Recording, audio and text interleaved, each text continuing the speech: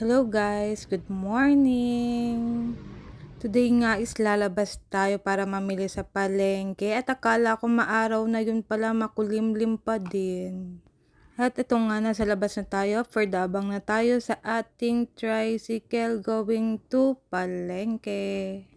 At ito nga nakasakay na tayo ng tricycle.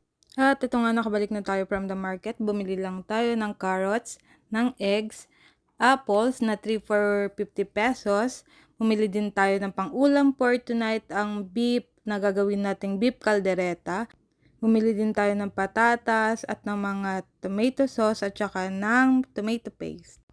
At ayun nga, nagutom na nga ako at kumain na tayo ng nilagang baboy na ulam kagabi. Yung laman nga ng isang maliit na mangkok is meron tayong sili, patis at saka kalamansi. Kasi hindi kompleto ang nilaga pag walang sili at kalamansi. At syempre with patis. At ito na nga, for the labas tayo kasi nakalimutan nating bumili ng red pepper. At ito na nga, for the hiwa na ang person. At ayun na nga, nauna na nating hiwain ang patatas at carrots. Sumunod naman ng red pepper, ang sibuyas at ang bawang. Para mamaya nga is magigisa na lang tayo at papakuluan natin ng ating beef caldereta. Let's go!